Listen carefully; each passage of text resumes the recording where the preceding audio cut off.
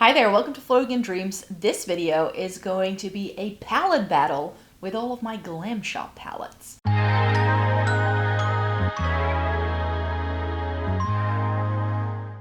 Welcome to everybody watching today. Thank you so very much for joining me. This video is a quick little video where I go over all of the Glamshop palettes in my makeup collection and we try to decide together which one is the best Glamshop palette. So Glamshop, in case you're unfamiliar with them, is a Polish indie brand that, if you're in the EU, is so much easier to shop from than some other indie brands that people rave about. I have bought all of these things from their official website, and they do have palettes that are always limited edition. So it's sort of like a grab it while you can kind of situation where as long as things are in stock, they sell it for, but once the stock is gone, the palette will be gone forever. So it's going to be very difficult for me to link some of these because the brand does release new palettes quite regularly and things disappear from the website quite quickly for that reason.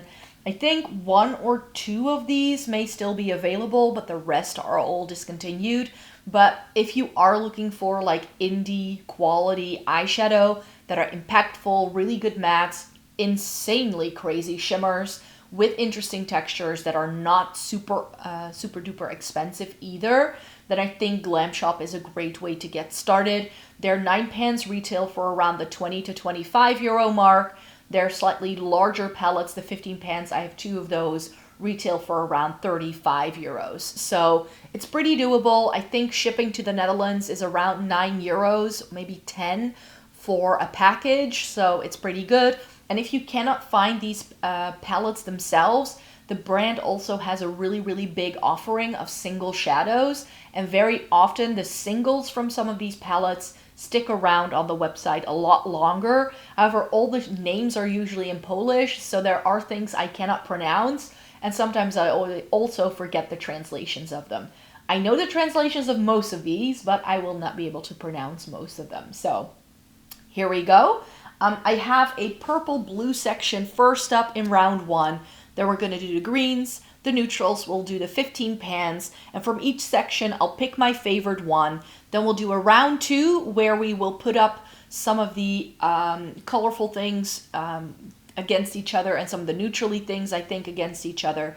And then we'll get to round 3, which will be the finale where we pick our favorites. So I think this can be a quick one, but I hope you don't mind. I have 3 colorful palettes in the blue-purple section, and I kind of already know what my favorite is going to be. So let me tell you about the 2 purpley toned things I have. I have the Violetti, which is their purple palette. I got this on a massive deal. They were trying to get rid of this. This was only 9 euros when I picked it up. And I like this, but as far as purple palettes go, I feel it is a little bit warm-toned for my liking. It definitely has shades that I like, but I just have other purple tone palettes in my possession that I like a lot better than this. But I bought this to be a companion palette with the other palette I was holding up. And the other palette I was holding up is the Veri Peri. And the Veri Peri was one, when it was launched, I was like, right, I want to try this. I think it looks amazing. I love a periwinkle on myself.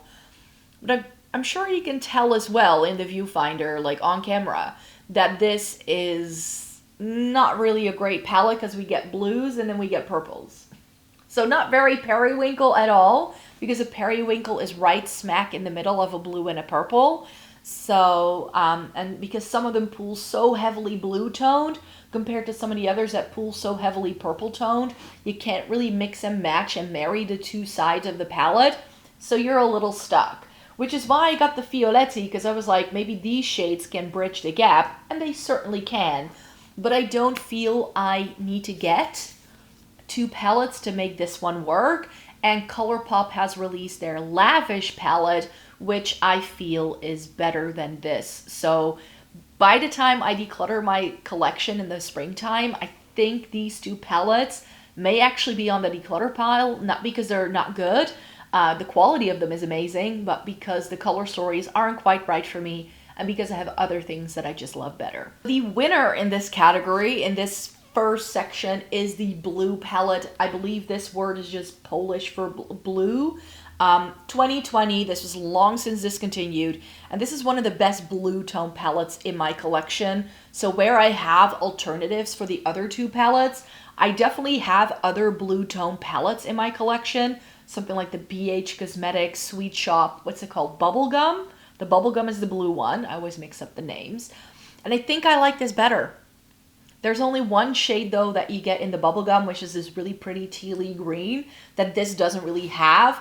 This comes close, but it's more like gray leaning than the teal shade in the BH. So I think actually that I may declutter the BH one over time and then keep this one instead. This has one of the best navy mattes ever. It's got some really pretty flaky shimmers, but that still work really well. And you get all of your brighter blue tones that you could possibly want.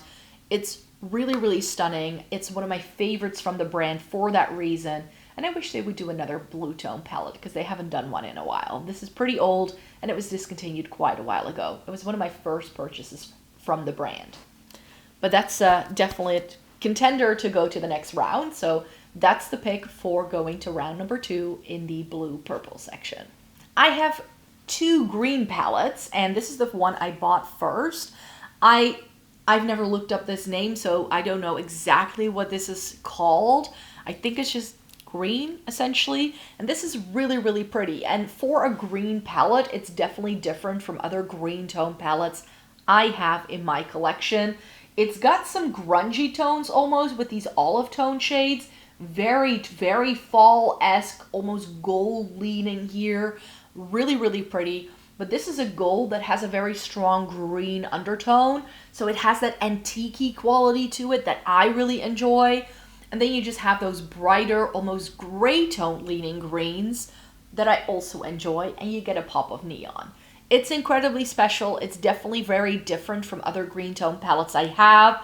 It's got amazing metallic shades in.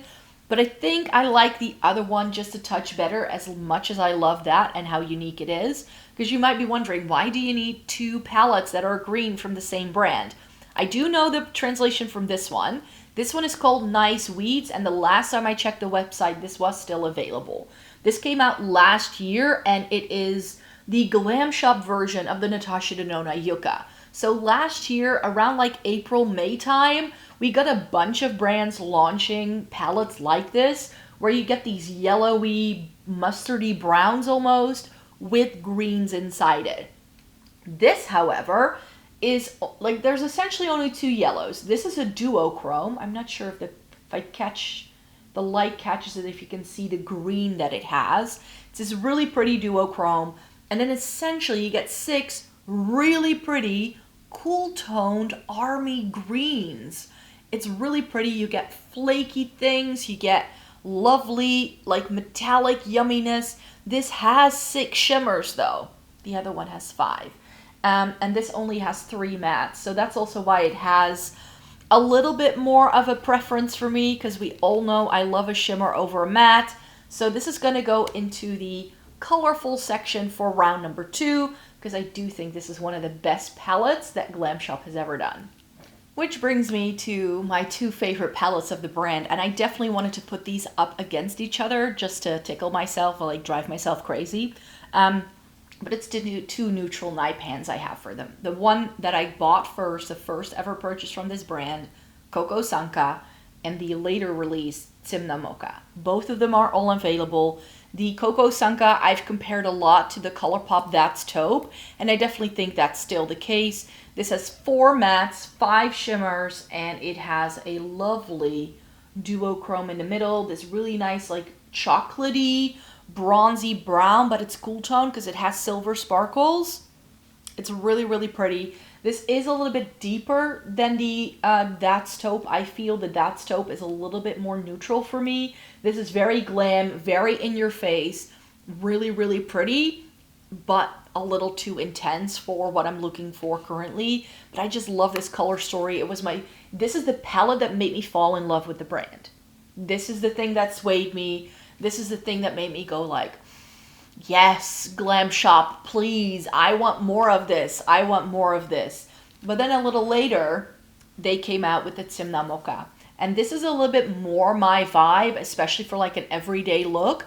This is a little easier to work with because even though the shimmers and the mattes are still great, this is a little bit more bland. So this is part of their coffee collection. They had a cool toned one and like a neutral toned one and a warmer toned one. And this was the cooler toned one. Zimna Mocca, I believe, was something like cold coffee or something like that. Like cold brew coffee, that's what it translates to, I believe. And this is so, so pretty. It's cool toned. Again, a really pretty duochrome in the middle. These two shimmers are so, so insanely good. It's got a lot of taupe in there, and that's what I love. We all know I love a good taupe. I get all the crease shades I want. I get something to deepen it up with, and I get something that's light enough that looks quite matte in the pan, but it's actually like a satin shimmer with a hint of pink. So, so pretty. So for the neutrals, I do think I want to go Zimna Mocca, but I feel I need to go back to Kokosanka for the winter time because this one is just such a good one. So, so good. But yeah, Zimna Mocca has been the #1 favorite from Glamshop for me for years. But maybe now that I do this palette battle video in 2024, maybe we get to a different conclusion. But that one is definitely going on to the next round. And I kind of already gave it away. I know. But I still have 2 of their 15 pan palettes left. This one I need to like not tilt too much because one of the shades is a bit fragile. This was very kindly gifted to me by one of my subscribers. It translates to sweet and sour, the name of it. And the last time I checked the Glamshop website, this was actually still on there, which I hadn't expected because I thought it was discontinued. Here's what the color story looks like. It's this shade here off to the side that keeps exploding on me. So there's shimmers covered all over this palette. It's pretty. It's not exactly my cup of tea at the minute. It's very bright, colorful, in your face. It's fun though.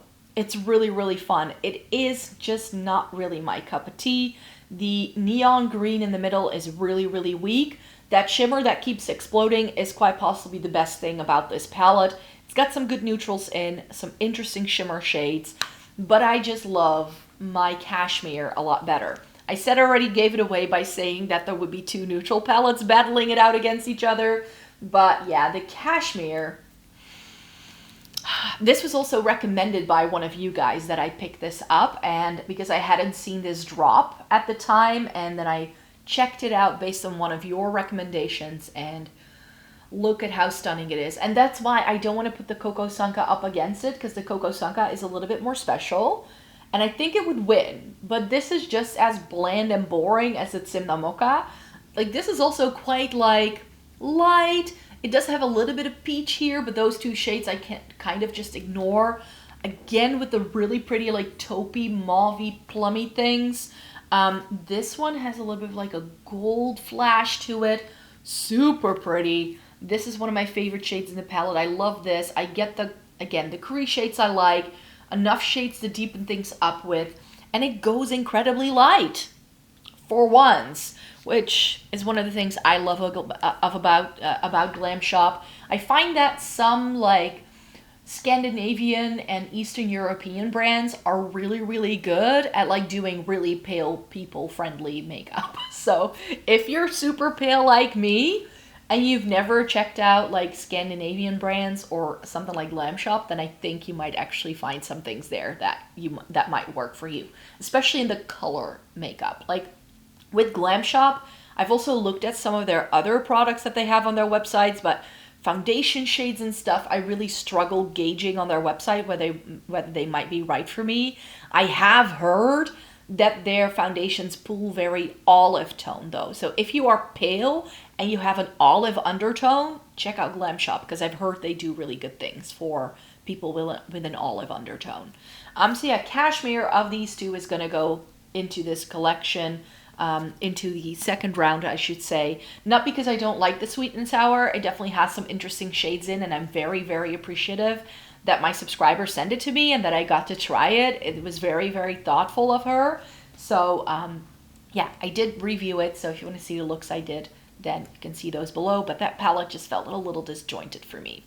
Which brings me to round number 2 of this palette battle, and we're putting the blue up against the green because I just feel that's fair. Put the colorful things up against the colorful things and the neutrally things up against the neutrally things.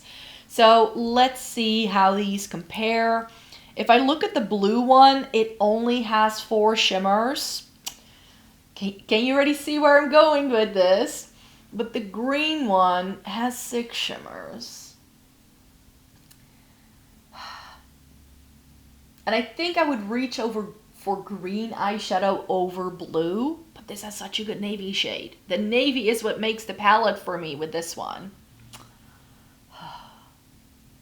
And this doesn't go as deep.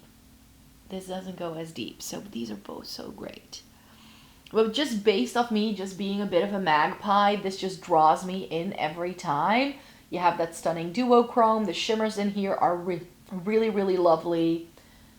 And that matte green here in the corner right by my finger is actually great for, how should I say, like for a crease shade. It works really well, and then I sometimes blend some of the yellow in there to make the crease a little bit more warm tone. So yeah, I think the winner for the colorful round is going to be the Nice Weeds, and it's also one you can of course still buy. So I hope it's still up there, but that would be my recommendation.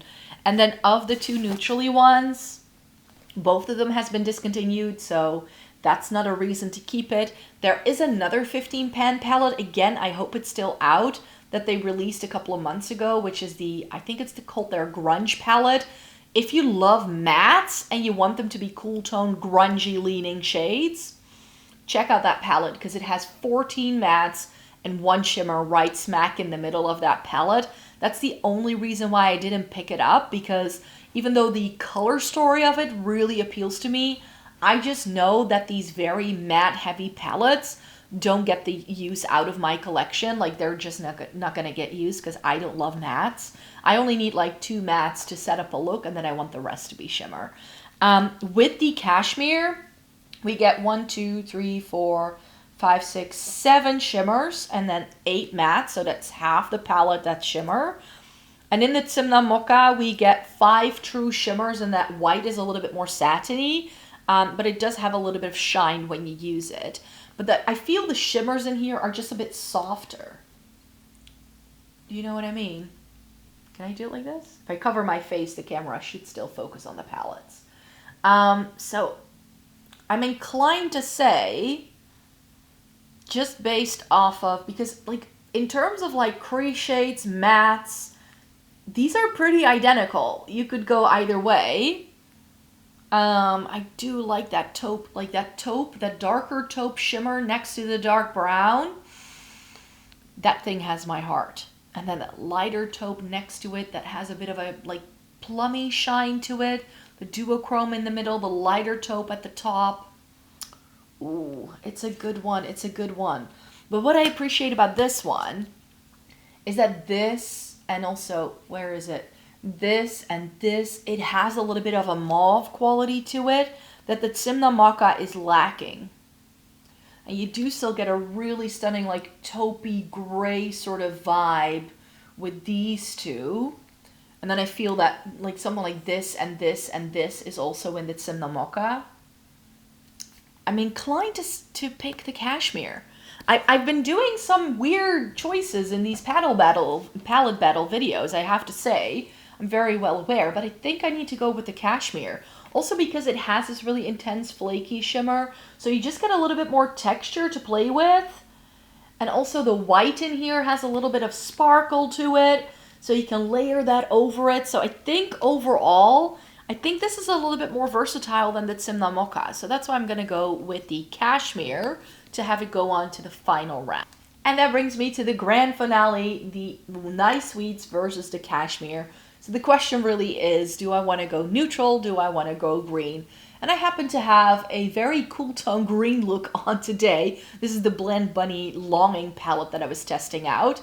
So far, first impression, very impressed with this one. But you'll hear all of my thoughts in my upcoming palette review video. So here we have the Nice Weeds versus the cashmere. Oh, let me put them side by side, because that's the only way I can really tell with these videos. So I think the Nice Wheats is just a little bit more unique in terms of what it has to offer. Obviously, it's colorful, but it just... more shimmers than mattes. Again, I sound like a broken record. A lot of interesting textures in here and shifts and... like, I feel that this can do what this needs 15 shades for, this does in 9. So this was cheaper, and it's still available, and it has a more interesting color story, and I get more shimmers. Okay, I've decided. Nice Weeds it is. This is the winner. This is my favorite Glamshop palette. Was anybody surprised? I think I have sung the praises of this palette plenty of times, that it's probably not blindsiding you too much. But yeah, the Nice Weeds is the winner here today. So thank you so very much for joining me. Let me know in a comment down below if you've ever tried Glamshop before, or maybe that you would like to look into them. I would love to know and hear your thoughts on the brand Glamshop and what you thought of my decisions.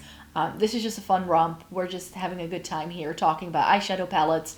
So come back and stay tuned for more, because I do film regular content with a lot of my eyeshadow palettes in my collection. So yeah, if that's something you're interested in, then I hope you'd like to stay tuned, and I hope to see you again very, very soon in my next video. See you then. Bye-bye.